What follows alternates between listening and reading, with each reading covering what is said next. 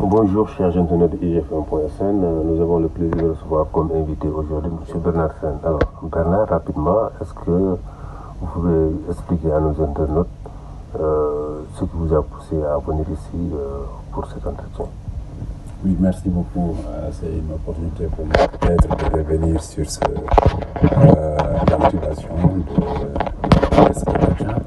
Parce qu'il se passe peut-être une situation qui est un peu particulière avec ma fille qui devait passer le concours d'entrée à Mariamaba.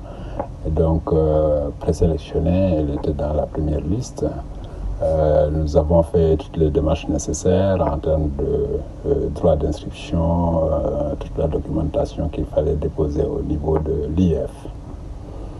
Et par la suite, le 9 de ce mois, l'IF nous a appelé pour nous dire « Votre fille est convoquée le 20 de ce mois à 7h au CEM Kennedy ». Mais malheureusement, après la fin de ce week-end, en début de semaine, on a appris qu'elle n'était plus dans les listes. Nous avons donc essayé de comprendre pourquoi, en allant à l'IF, à la direction aussi des examens et concours. Et c'est en ce moment qu'on nous signifie que oui, il y avait peut-être un souci avec son extrait de naissance. Et malheureusement qui a été établi à l'issue d'un jugement officiel du tribunal. Mais ce jugement aussi a établi que la date de naissance de l'enfant demeure inchangée, mais aussi a établi que l'extrait de naissance qu'on lui avait fait à la déclaration de sa naissance était un acte fictif, établi par la mairie de Grand Dakar. Et je pense qu'il y a eu beaucoup de cas pareils. Moi, quand j'ai été là-bas pour faire la réclamation, j'ai trouvé beaucoup de gens qui attendaient et qui devaient systématiquement aller au tribunal pour avoir un jugement. Donc, comme motivation, je dis oui, la date de naissance n'a pas changé. L'esprit du jugement, enfin de la sélection au niveau des concours, c'est quand même avoir des filles du même âge. Et je pense que ce document officiel du tribunal l'a effectivement prouvé que la date de naissance reste la même. Voilà peut-être ce que je pourrais partager dans un premier temps. Donc il y a l'extrait, c'est révélé fictif. Donc cette faute n'est pas de la responsabilité de l'état civil de Grand Dakar, je comprends. Oui, parfaitement. Et c'est la raison pour laquelle je dis quand même c'est une motivation première chez moi. Je veux que ma fille fasse le concours, mais ça n'est pas une finalité. Elle peut trouver sa carrière ailleurs. Mais je me dis que c'est des choses quand même qu'il faut pointer du doigt parce que ça va arriver à d'autres personnes, à d'autres enfants dont les parents ne seront ni responsables, encore moins l'enfant. Et donc, si c'est un problème qui est récurrent, j'en ai même entendu parler pour d'autres mairies, si c'est un problème qui est récurrent, je pense qu'il faut quand même qu'on mette un frein à cela pour pouvoir permettre aux enfants de ne pas subir ce supplice-là.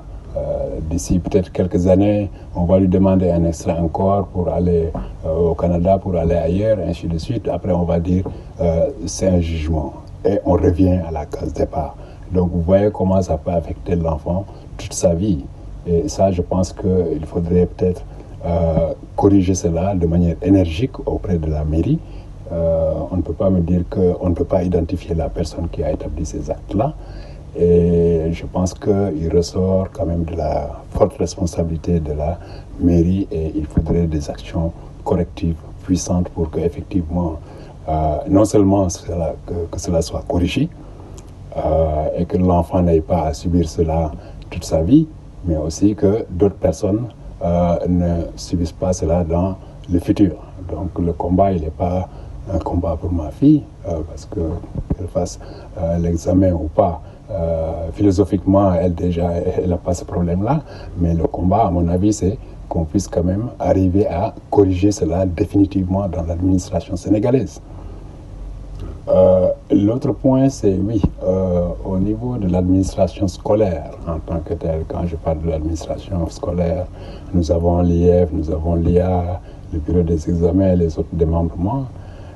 Je pense que la réponse que nous avons reçue, c'est on ne peut rien faire parce que nous avons un décret présidentiel qui dit qu'on doit rejeter tout jugement qui aurait été fait, je dirais, 2 ans après la naissance de l'enfant. Donc il faut que ce soit dans les 2 ans après la naissance de l'enfant. Et nous, on ne peut pas dire que l'acte fictif, on a des experts ou administrateurs civils pour dire que cet acte-là, il est fictif ou pas. Donc c'est peut-être 5 ans ou 6 ans après la naissance de l'enfant qu'on l'a signalé, et nous sommes passés par la voie normale pour avoir un document officiel du tribunal qui dit que oui, l'acte-là, il est fictif, il a été établi par la mairie de Grand Dakar. Nos tribunaux, nous constatons qu'il est né à telle date, et le jugement que nous lui faisons aussi, c'est telle date. Donc les dates restent inchangées.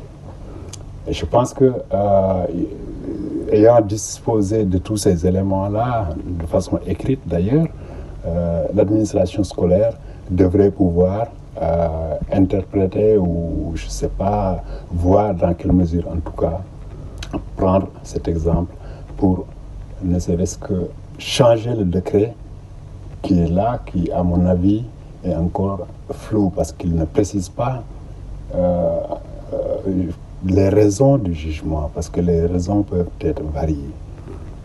Pourquoi entrer à Mariamaba en dit jugement c'est interdit? Généralement, l'esprit qu'il y a derrière, c'est pour éviter que des filles de 15 ans fassent leur jugement et viennent partager l'école avec des gens de 12 ans. Donc, mais tel n'est pas le cas.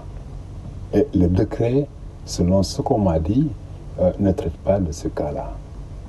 Donc, ça veut dire que systématiquement, l'enfant est condamné à ne pas faire l'examen à cause de ce décret, à cause de cette gestion dans l'administration scolaire aussi. Donc ça aussi, je pense que c'est un point important à relever pour qu'effectivement les décrets et les arrêts qui gèrent quand même l'administration scolaire puissent se coller à la réalité du terrain. Voilà ce que je pouvais peut-être partager par rapport à ce point, mais j'insiste sur les 2 aspects. C'est la légèreté de nos institutions, je dirais au niveau municipal, parce que tout ce qui se fait là-bas, les gens, ils ne peuvent pas dire qu'ils ne savent pas, ils ne peuvent pas dire qu'ils ne savent pas qu'il a fait, mais tout est resté impuni. Après, c'est des centaines d'enfants qui vont subir, qui vont être lésés durant toute leur vie par rapport à cela. Le deuxième volet vraiment important, c'est vraiment la gestion de l'administration scolaire, l'encadrement de cette administration-là. S'il y a des textes qui les encadrent, que ces textes-là soient plus proches de la réalité. Mais de ce que j'ai compris, c'est vraiment des textes qui sont très loin de la réalité. Parce qu'un jugement peut se faire, mais les raisons de ce jugement-là peuvent être variées. Et on doit aller jusqu'à ces détails-là. Parce que c'est ce que nous vivons dans la population. Donc les textes doivent être un peu plus proches de cette réalité. Merci. Est-ce que vous comptez attaquer la mairie de Grand Dakar? Oui, je peux dire que je dois quand même dire que je vais en tout cas me rapprocher de cette mairie et des instances juridiques de ce pays pour qu'effectivement que ce problème-là, qu'on puisse l'élucider une bonne fois pour toutes. On ne peut pas continuer comme ça à vivre cette injustice-là à cause d'une personne qui est dans la municipalité, qui fait du faux et qui sacrifie la vie des gens comme ça. Pour moi, c'est impensable. Pour moi, c'est impensable. Et il faudrait qu'on arrête ces choses-là. C'est impensable pour moi. Et je veux dire, les autorités du pays doivent être encore beaucoup plus vigilantes par rapport à ces aspects-là qui se passent dans plusieurs municipalités, selon ce qu'on m'a dit. Donc, au niveau de l'administration scolaire. Et pour moi, il faut que ça arrête. La personne qui a fait ça peut être bel et bien identifiée et qu'on puisse sanctionner cette personne. Mais si on laisse passer, c'est parce que peut-être il y a la complicité de la municipalité ou d'autres personnes. Donc il faudrait, à mon avis, que ce soit quelque chose qu'on va supprimer de ce système-là pour quand même sauver nos enfants. C'est ce que je voulais dire par rapport à cela. Donc, votre dernier mot?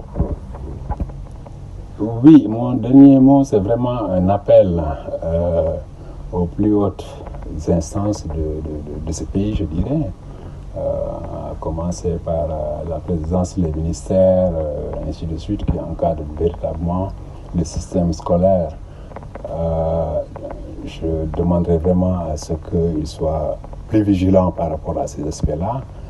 Et je sais que c'est des ministères différents quand on parle de municipalité et d'éducation, mais je veux dire au niveau le plus haut, c'est des choses qui peuvent se régler définitivement et j'en appelle véritablement à l'engagement de ces autorités-là pour régler les problèmes définitivement.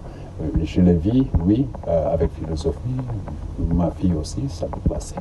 Mais il y a d'autres personnes qui vont être victimes de cela. Tout de suite et régler définitivement ce problème-là. J'en appelle aussi à l'initiative que doit prendre un peu l'administration scolaire. C'est les IA, IF, la direction des examens, de pouvoir prendre certains cas qui sont spécifiques, de les remonter pour qu'on puisse faire un peu, entre guillemets, de la jurisprudence, qu'on puisse changer les textes, qu'ils soient dynamiques en fonction des expériences qu'ils vivent. Mais ne pas seulement dire, bon, ok, les textes c'est ça, et puis on passe.